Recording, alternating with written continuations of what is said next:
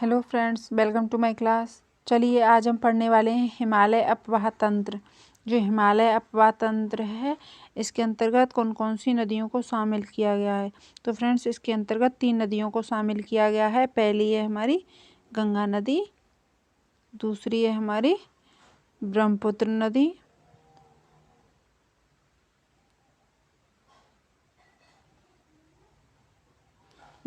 नदी, और तीसरी है हमारी सिंधु नदी।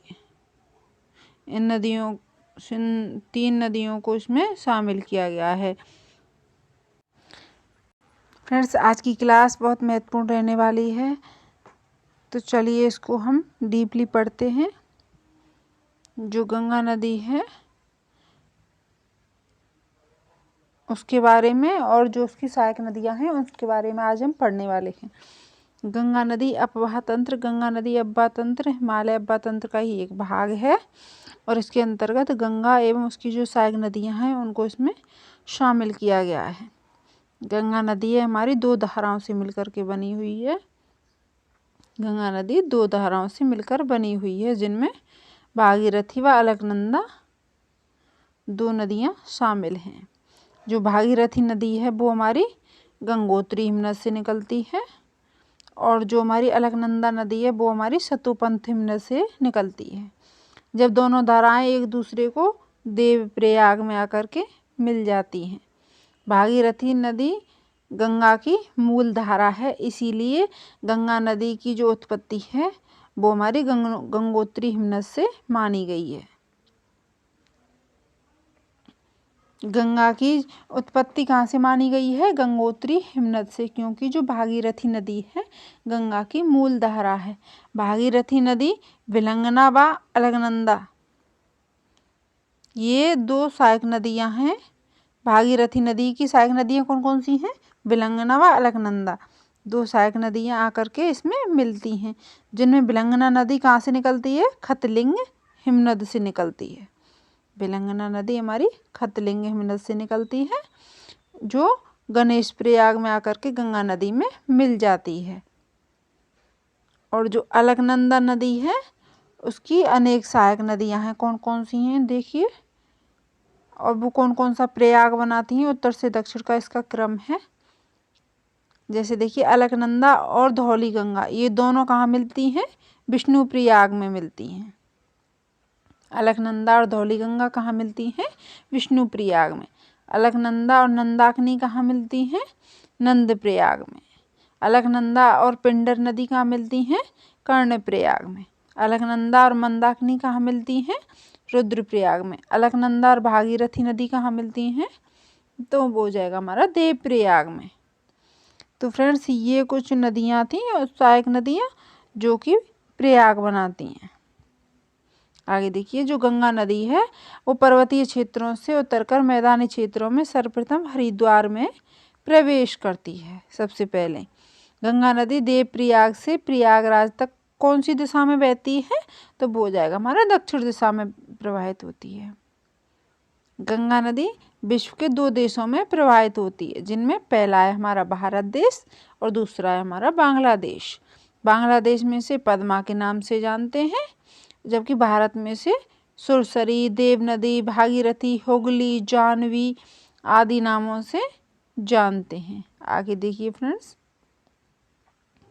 जो गंगा नदी है उसकी जो कुल लंबाई है विश्व में वो 2525 किलोमीटर।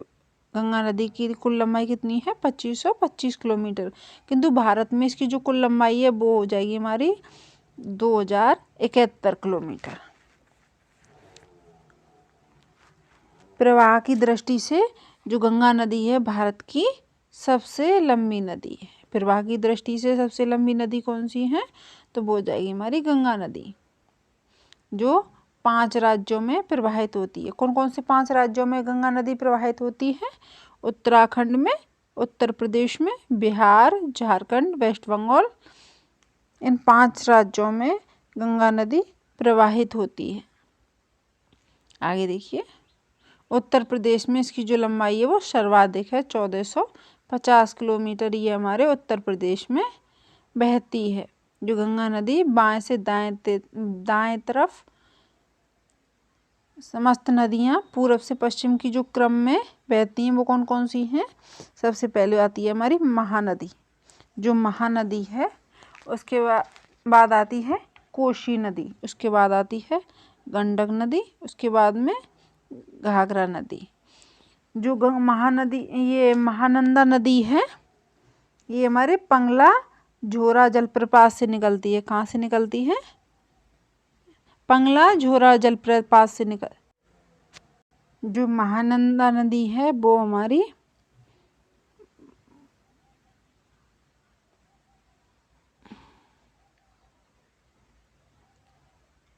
पंगला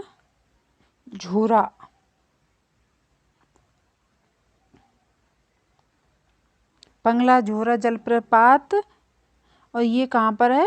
तो ये हो जाएगा हमारा दार्जिलिंग में पंगला झोरा जलप्रपात है, वहाँ से हमारी महानंदा नदी निकलती है। और ये गिरती कहाँ पर है?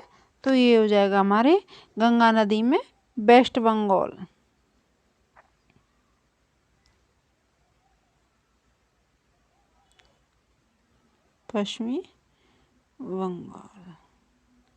पश्चिमी बंगाल में ये गंगा नदी में जो बांग्लादेश की सीमा है उस पर ये गिरती है। जो हमारी कोसी नदी है वो हमारी गोसाईनाथ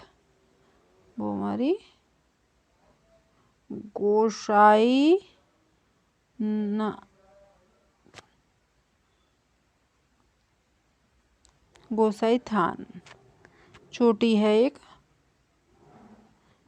ये चोटी है नेपाल में, गोसाई थान चोटी जो कि नेपाल में, वहाँ से निकलती है और गंगा नदी में आकर के कहाँ पर गिरती है? बिहार का जो भागलपुर है, बिहार के भागलपुर जिले में ये गिरती है। आगे देखिए, जो गंडक नदी है वो हमारी गंडक नदी बृहत हिमालय नेपाल से, ये हमारे बृहत हिमालय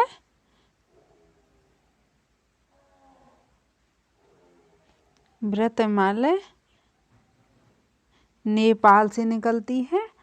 और गंगा नदी में कहाँ पे आके गिरती है? तो ये गिरती है पटना के समीप आकर के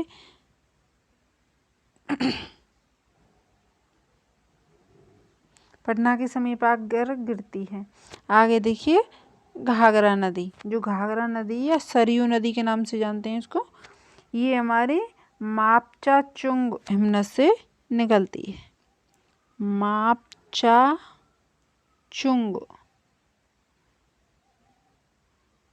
हिमनद से, और ये हिमनद है कहाँ पे? तो ये हो जाएगा हमारे नेपाल व तिब्बत की सीमा पर। नेपाल व तिब्बत की जो सीमा है उस पर मापचाचुंग नामक हिमनद है, जहाँ से घाघरा या सरयू नदी निकलती है। और गंगा में कहाँ पर आकर मिलती है? तो गंगा में ये हमारे छपरा जिले में आकर के मिलती है। छपरा जिले में आकर के मिलती है। आगे गोमती नदी, जो गोमती नदी है वो हमारी पीलीभीत में फुलर झील से निकलती है। पीलीभीत में